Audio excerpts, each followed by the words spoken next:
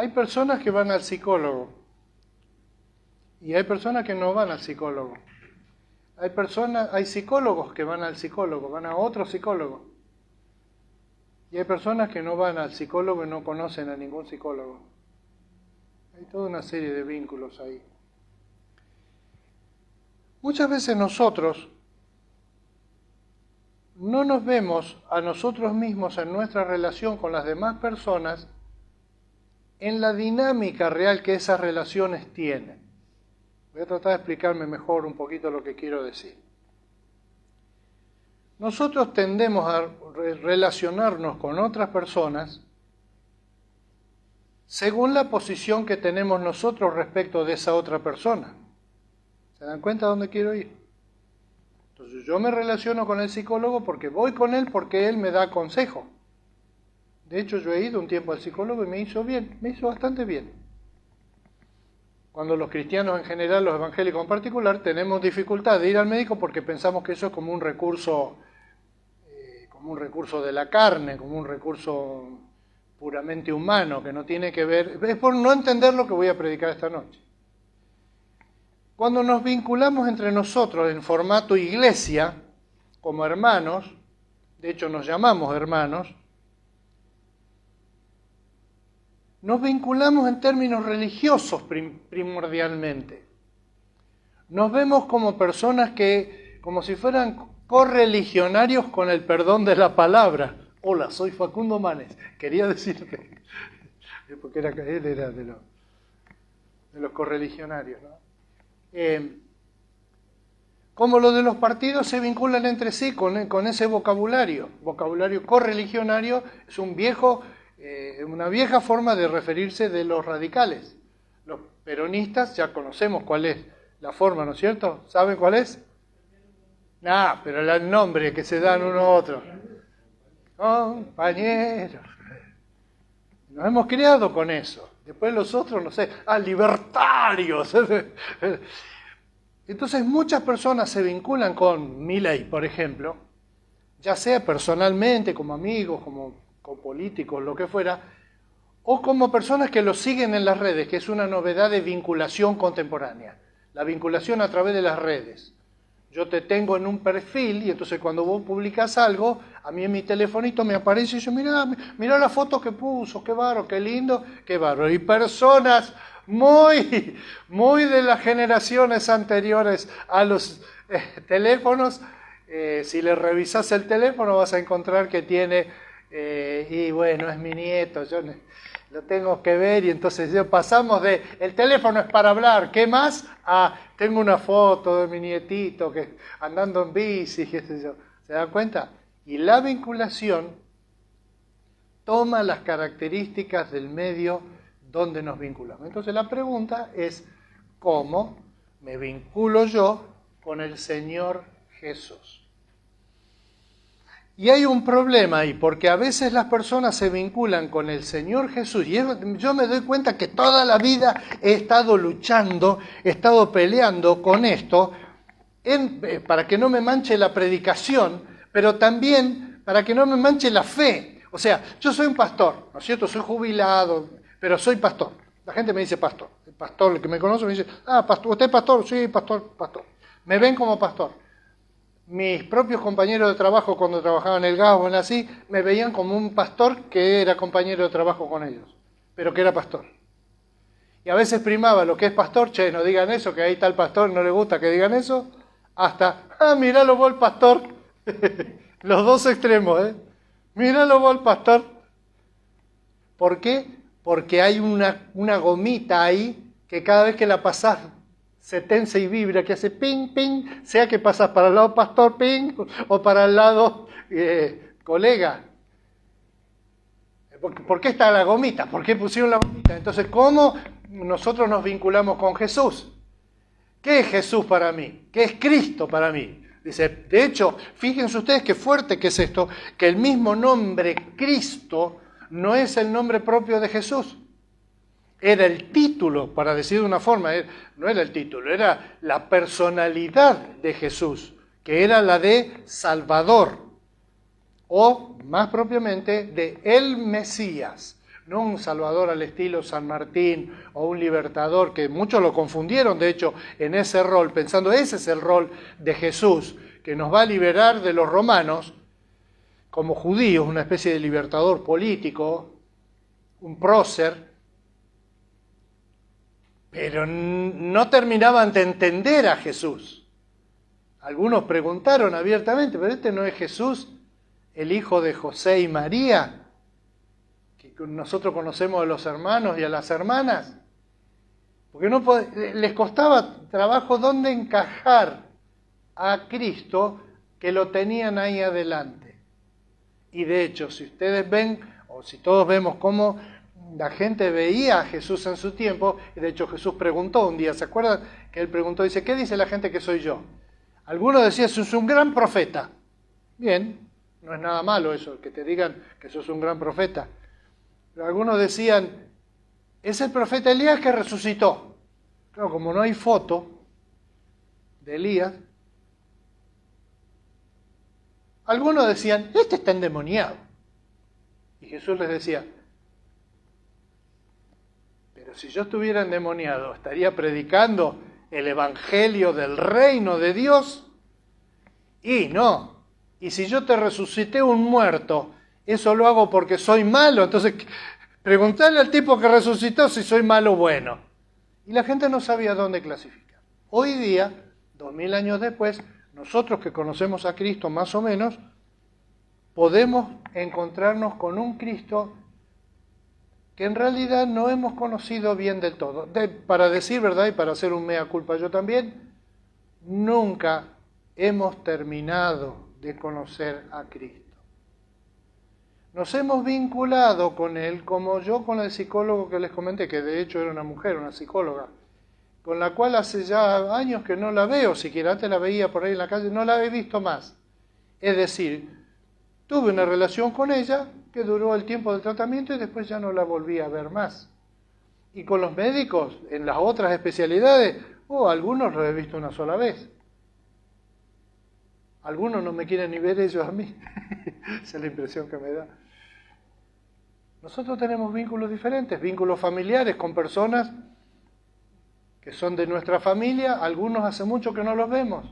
Una cosa que recuperé en mi vida, que recuperamos en nuestra vida con Mónica, es justamente, se recuperó gracias a la pandemia, es una parte muy grande de la familia paterna y materna mía y de ella, que por distintas razones y por el ministerio en la iglesia habíamos dejado de ver. Mis primas, por ejemplo, son la mayoría chicas de mi edad, y no las había visto por años. Ahora estoy enterándome y orando por ellas, porque algunas tienen un problema, otros tienen una alegría, otra tiene un nieto nuevo, y entonces vemos y mirá, y uno lo ve, y eso salió post pandemia.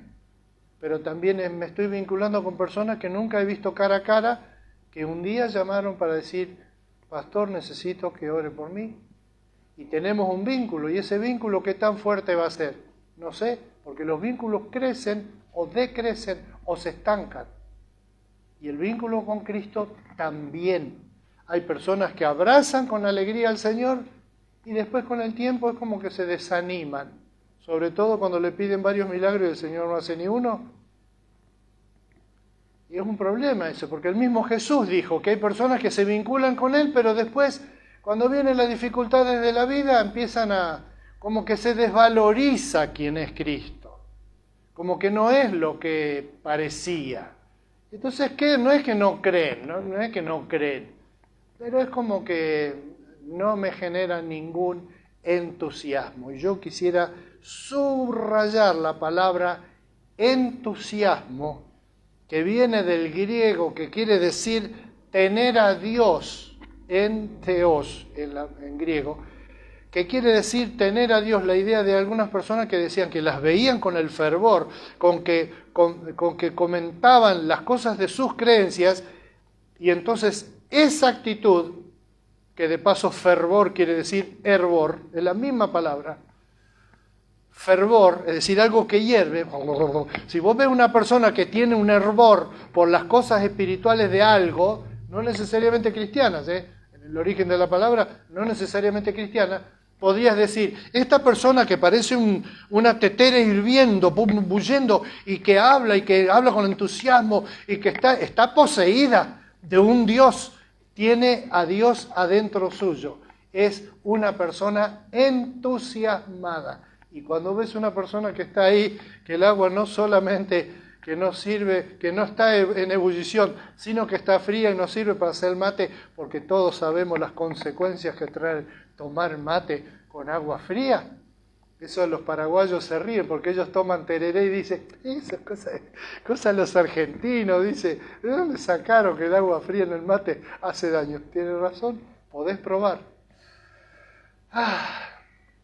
Yo quiero leer y sacar dos conclusiones de un texto archiconocido. En esta época de mi ministerio estoy volviendo a los textos más sencillos porque me he dado cuenta que en mucha parte de mi ministerio yo he estado predicándole a gente creyente que conoce la Biblia y todo, siempre tratando de sorprenderlos con alguna novedad. Y a veces al hacer eso es como una persona que come de la hija que va a la escuela de cocina. Y entonces, cuando se da cuenta, no está comiendo comida, sino que está comiendo trabajos prácticos de la escuela de cocina. Dice, esta semana nos van a enseñar el vinagre y sus usos. Y entonces toda la semana comen con vinagre y sus usos para que la nena rinda el examen de cocina.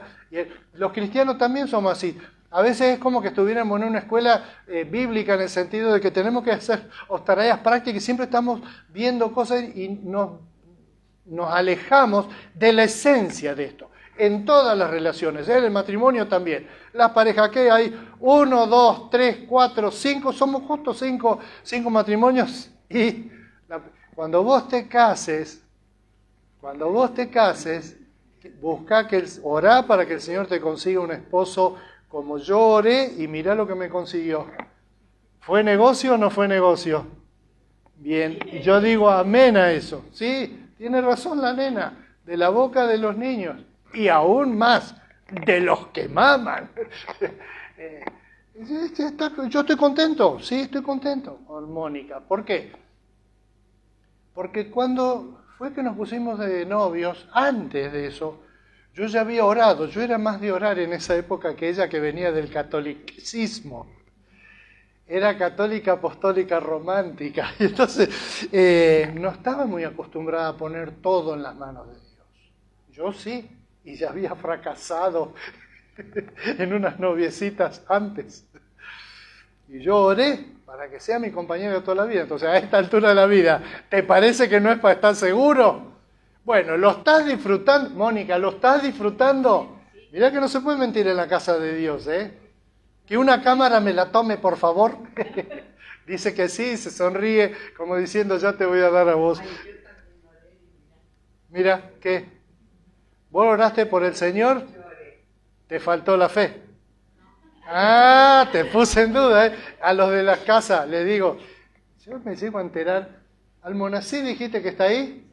Almonací, decime que sí. Porque si no, tu señora que está ahí, te va a agarrar y decir, ¿qué le hiciste carita al pastor vos? ¿Se dan cuenta de dónde voy? Todas las relaciones, no quiero... Todas las relaciones. Nosotros nos casamos porque nos cortaríamos un brazo para compartir la vida con esta chica que tengo al lado. Y a los 20 años decimos, no la aguanto más. Entonces ese mismo fenómeno de que las relaciones se pueden desgastar y se pueden desgastar hasta que sean insoportables. Y yo no quiero decir también que si vos simplemente orás siempre te va a ir bien. No, ¿por qué? Pero que en general te va a ir bien, sí, sin duda.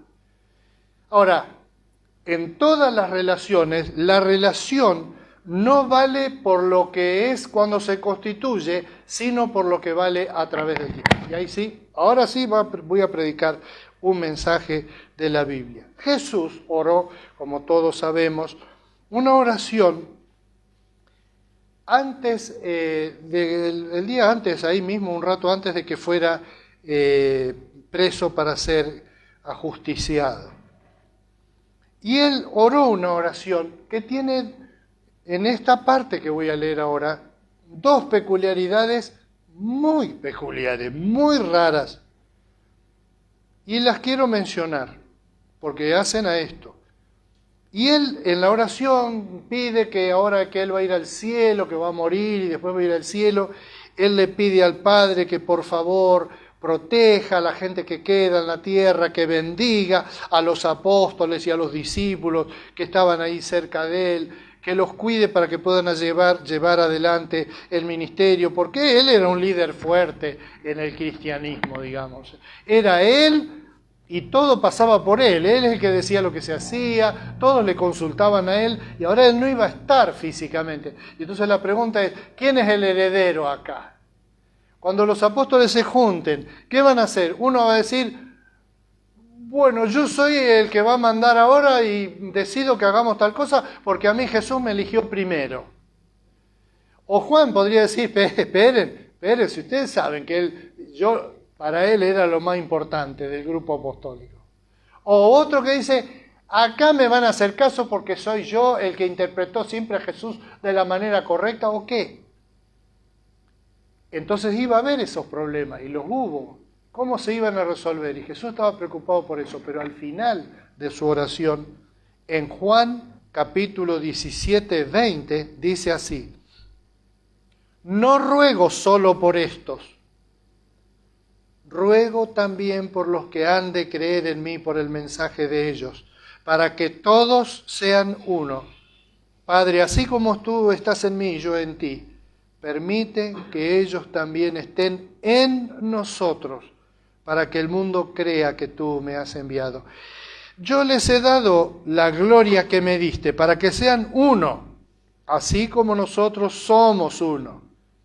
Yo en ellos y tú en mí.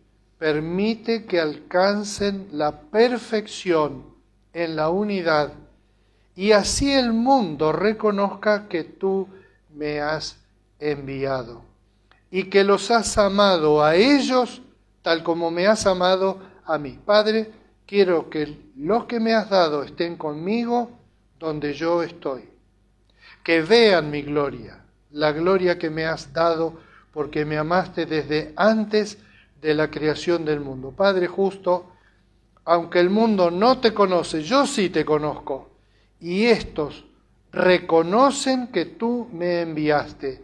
Yo les he dado a conocer quién eres y seguiré haciéndolo para que el amor con que me has amado esté en ellos y yo mismo esté con ellos. Primera observación. Cuando Jesús habla de la unidad acá, usa una palabra griega que no es extraña en el Evangelio según San Juan, que es la palabra logos. Digo, es un tecnicismo del idioma, pero es un tecnicismo muy importante para entender el Nuevo Testamento, en particular los escritos del apóstol Juan. Si ustedes se recuerdan, el Evangelio de Juan comienza usando la palabra logos. En el principio era el verbo, se traduce, no sé, esta versión quizás traduce en verbo o palabra, permítame que lo voy a buscar, no pensaba, pero sí lo leemos. Juan 1, y esta hoja finita es difícil de hojear. El verbo, dice en esta versión, en algunas va a traducir palabra. En el principio ya existía el verbo y todo. Es decir, Juan arranca este evangelio, donde está este relato, diciendo que Jesús estaba en el principio. Que Cristo, para ser más preciso, estaba en Cristo. Jesús no. Jesús nació unos 4 años antes de Cristo. Saben eso, ¿no? No es un chiste histórico. El calendario nuestro se hizo al principio de la Edad Media, y entonces hubo una diferencia porque ellos llevaban una cronología, y por esa diferencia el año en que nació Jesús corresponde al año que en ese calendario, creo que fue gregoriano, se estableció como en realidad el año 4 antes de Cristo, pero era un tecnicismo. Sea como sea, de todas maneras Jesús nació en esa fecha, pero como Cristo era Dios, y eso es preexistente, existió siempre, y para la creación Él ya estaba. Y eso es lo que Él dice. Ahora, la palabra que Él usa, que es la palabra logos, verbo, y Él dice acá varias veces en este texto, Jesús en su oración, dice exactamente, usa esa palabra para referirse a que los cristianos tengan un mismo logo, si ustedes quieren. Logos, no logo sin la S, que es un símbolo. ¿Cómo es, Laura? ¿Qué es un logo? La forma de nombrar una marca. Denos. El icono es lo visual, lo Sí. simbólico, y el logo es la forma de nombrar. Por ejemplo, RPM. Compra en RPM. Sus precios son insuperables y la calidad inimitable. Muchos quisieron imitarnos, pero ninguno pudo superar. Marketing, es eso. Bueno, el logo. Es decir, que hay una forma de reducir todas las costureras, todos los empaquetadores, todos los talles, todas las cosas en algo. ¿Cómo resumirían en una sola palabra? Bueno, eso que puede resumir en una palabra una cosa que es muchísimo más vasta y variada y que cambia a través del tiempo y todo para que tenga cierta unidad, eso es logos. Es la palabra logos que aparece como raíz en muchas palabras, como por ejemplo teología. La idea es que todos los pensamientos que podemos tener de Dios, que se pueden resumir en alguna forma, que se puedan concentrar, condensar o clasificar, si vos querés, en un apartado, eso es teología. Y así, logía, logos, quiere decir una... ¿Vieron el ADN? Esto es un muy buen ejemplo. El ADN, ¿saben qué es el ADN? Hay una forma, yo mismo no entiendo bien cómo es, pero en las células vivas de la gente, y de hecho por medio del ADN, se puede llegar a un detalle tan grande de las personas que con un 99,99999, no me acuerdo cuántos 9, es decir, con una posibilidad de equivocarse prácticamente nula, con algunas células de una persona cualquiera, se puede obtener un ADN donde se determina si es varón, mujer y si es parte de una familia. Es asombroso. Pero ese ADN que está en la fe, en la creación, es Cristo. El propio Cristo usa eso para decir, ¿qué espero yo, Padre, de estos muchachos que quedan ahora acá a cargo? ¿Y cómo voy a hacer? Yo voy a estar volviendo sobre ellos, porque está en el ADN, ¿se dan cuenta? De ellos. Pero Padre, te pido que vos los cuides, que vos los protejas, que vos los bendigas. Yo les voy a seguir recordando todo lo que es tu gloria. Yo ya lo he compartido. Ellos te conocen a vos a través de mí. Yo me he esforzado para que te conozcan. Te van a seguir conociendo y yo te voy a seguir haciendo conocer a estos que somos nosotros, porque somos en esa parte de la oración aquellos que han de creer en mí por la palabra de estos. No estos, sino los que han de creer en mí por la palabra de estos. Y ahí estaban los apóstoles, pero ellos predicaron y otros creyeron. Y esos predicaron y otros creyeron. Y esos predicaron y otros creyeron. Y otro, y otro, y otro, y otro, y otro, y otro. Y acá estamos nosotros que hemos creído. Pero esta preocupación de Cristo entonces tiene en principio ese aspecto de que conocer a Cristo no es asumir una religión o un vínculo así liviano tipo soy cliente de esta iglesia o como una señora en La Paz, Entre Ríos, no sé si se acuerda alguno de los de La Paz, Entre Ríos, se acuerdan de una señora que apareció un culto un domingo a la noche, vino de visita a la iglesia y unas hermanas, hay hermanas de la iglesia que son pícaras. Se le ve en la cara, le brillaba la cara, me dijeron, hay una señora afuera que quiere hablar con usted. Y dice, bueno, vamos. Y fui y había una señora que había venido, preguntó dónde había una iglesia evangélica y me dice, yo quiero, usted es el pastor, yo quiero que usted me enseñe, me explique cómo tengo que hacer para ser diácona, me dijo. Creo que fue una confusión por la iglesia católica y que ella estaba buscando la forma de quién da la capacitación o algo para ser diaconado en la Iglesia Católica, que tienen un ministerio donde visitan enfermos y ese tipo de cosas. Pero fue un plato porque las otras que conocían que eran los diáconos que en esa iglesia había, les causaba gracia que viniera alguien así de entrada nomás, quería ser diácona, ¿no es cierto? Entonces, hay muchísimas formas de vincularse con Cristo, desde esas formas más formales, tipo, yo quiero creer en Cristo, Sí, me hago, sí, yo creo, yo quiero creer, sin entender que la fe es una verdadera entrega de la vida y no simplemente una afiliación como uno podría afiliarse a un partido político o a un club de fútbol o a un club de otras cosas como el club de pádel que tenemos acá al lado. ¿Te gusta el pádel? Vení, después sí, porque en el club somos lo más grande que hay, nosotros vamos y nos paramos de pecho en cualquier lado y somos campeones, y toda esa religión secular que hay y te tatuás el nombre del club y haces como hizo mi cuñado que tuvo una nietita estos días, un nieta, y la hizo socia de Racing, pobre criatura, qué culpa tenía esa criatura. ¿Se dan cuenta que ya acá tenemos una grieta? ¿Se dan cuenta gracias por el ejemplo, porque efectivamente tenemos vinculaciones de ese tipo, de hinchadas de fútbol, de creencias, de doctrinas políticas incluso, que están más de acuerdo con el comunismo, con el capitalismo, están de acuerdo con el libertarismo.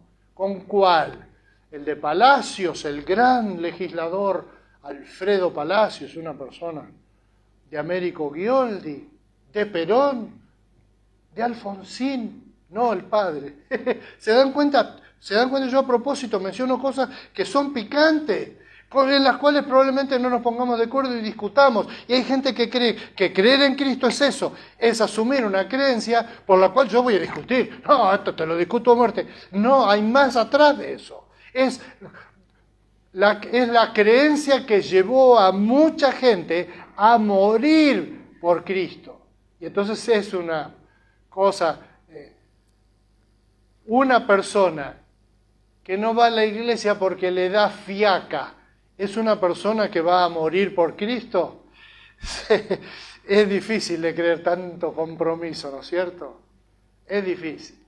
Y si uno no tiene ese compromiso con Cristo, entonces lo que tiene es un compromiso berreta con Cristo. Es una mera opinión, pero no una vida entregada a Cristo. Ese es el logos. Ese sellito que está en las células, que está en la esencia de la vida del cristiano. Y punto 2, no sé si ustedes habían visto esto, yo quiero que ustedes vayan contando las veces que hay en este párrafo de la oración de Jesús pronombres personales. Es muy interesante. Vieron que Jesús nunca se llamaba a sí mismo con la palabra yo.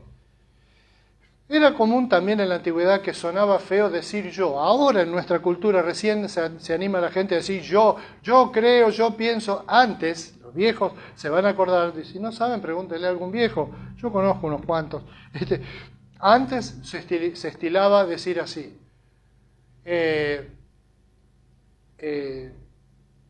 ¿Cómo es que decía? Se trataban en tercera persona.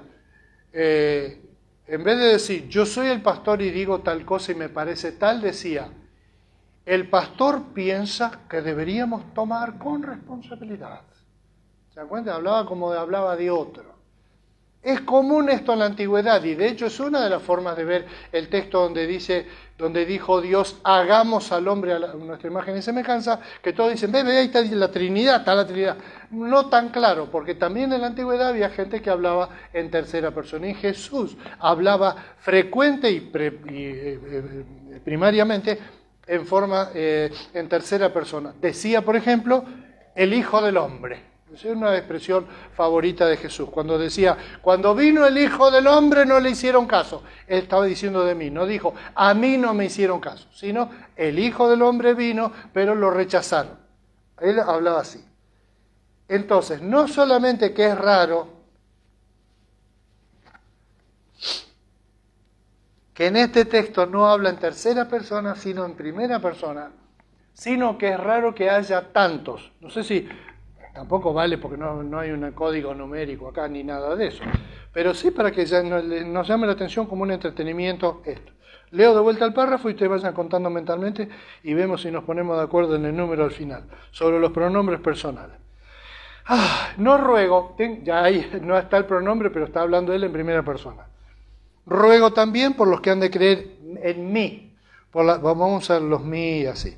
Por el mensaje de Dios, para que todos sean uno, Padre, así como tú estás en mí y yo en ti, permite que ellos también estén en nosotros, para que el mundo crea que tú me has enviado. Yo les he dado la gloria que me diste para que sean uno, así como nosotros somos uno, yo en ellos y tú en mí.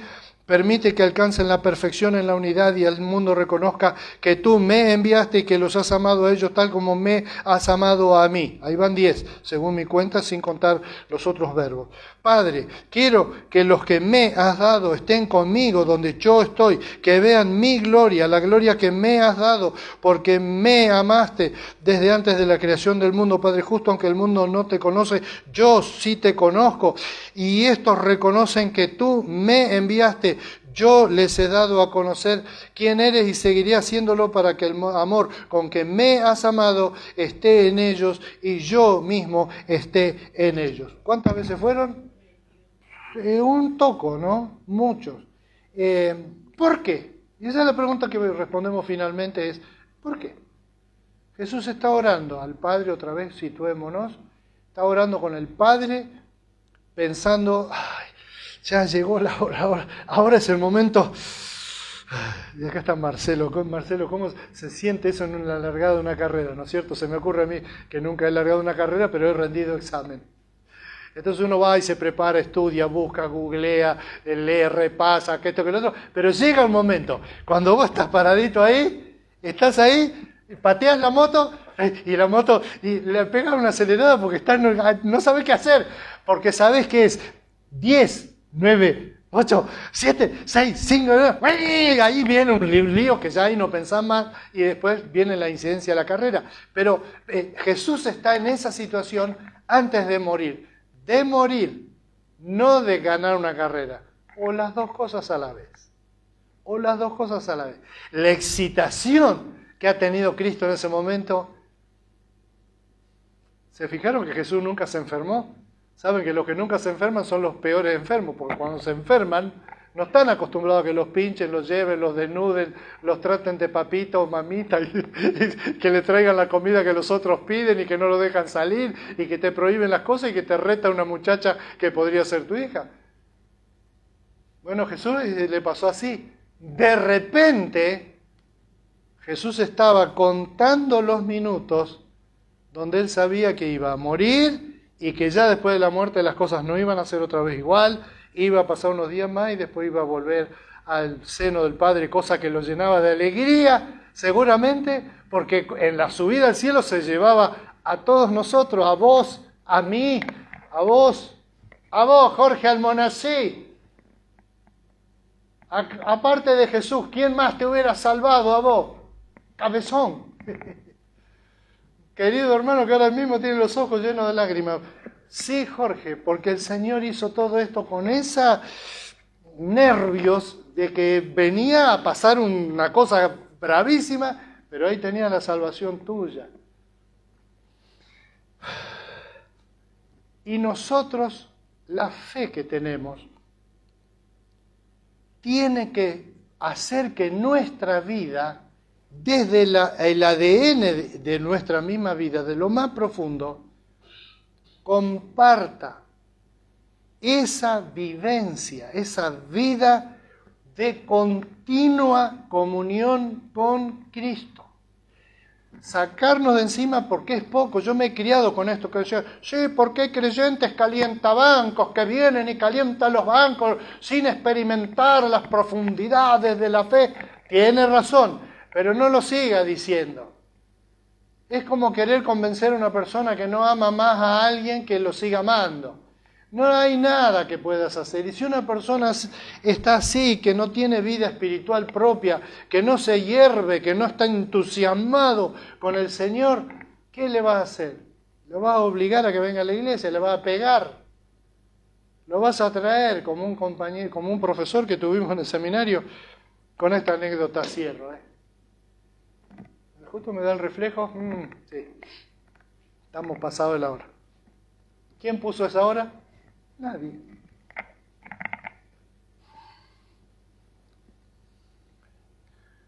Este hombre se crió en Santiago del Estero cuando era niño, conoció al Señor en una iglesia donde se juntaban los chicos para la escuela bíblica y les daban premios por cumplir con algunas tareas. Yo participé de eso cuando era chiquito en la iglesia. Te daban premios, por ejemplo, te podías ganar una Biblia que en aquel entonces valían fortuna, muy caras eran.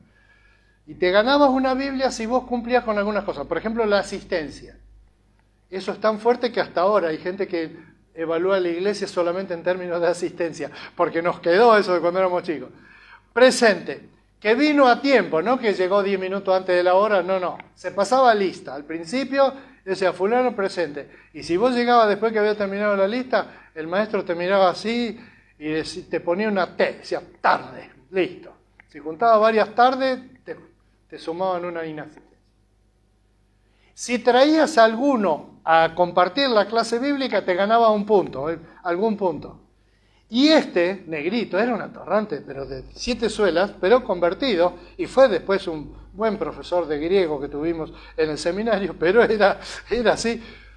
Este ganó porque todos los domingos se llevaba varios chicos de los amiguitos del barrio de él, se los llevaba a la iglesia. Y iban los chiquitos, los changuitos santiagueños, ¿sí? Se sentaban y entonces los hacían orar y les contaban las historias bíblicas y todo. ¿Y saben cómo conseguía que los amiguitos fueran? Él entre semana les decía, vos y vos vienen conmigo a la iglesia el domingo. Si no llegan a venir, les rompo el alma. Entonces todos los domingos tenía 2 o 3 y ganó una Biblia. Uno no puede amenazar a uno con romperle el alma para que se convierta. Simplemente es por contagio. Si una persona no abre su vida a Cristo, pues no se abrirá. Y si una persona quiere abrir su vida a Cristo, no hay nada que se lo vaya a impedir. Pongámonos en pie para orar. Creo que ha sido dicho todo lo que se podría decir hoy. ¿Hay algo que me falta decir? Nos saludos de Mariela Sánchez, que dice, elegir mi relación con Dios cada día es una decisión. Muy bien, muy bien.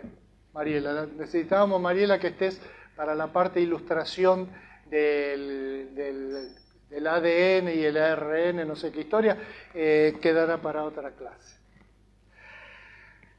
Señor, gracias porque vos sos un Dios tan bueno que no necesitamos nosotros hacer fuerza desde la fe humana que nosotros tenemos para creer en vos. Sos autocreíble. Nosotros simplemente con abrir nuestro corazón ya podemos tener comunión contigo a través de Jesús. Lo que Él pagó por nosotros, jamás vamos a poder reconocértelo lo suficiente. Así que por hoy estamos felices en tu presencia y felices de tener tu marca en nuestro corazón. Que nada ni nadie, ni siquiera la enfríe. En el nombre de Jesús. Amén. Bendiciones, que tengan todos una linda semana.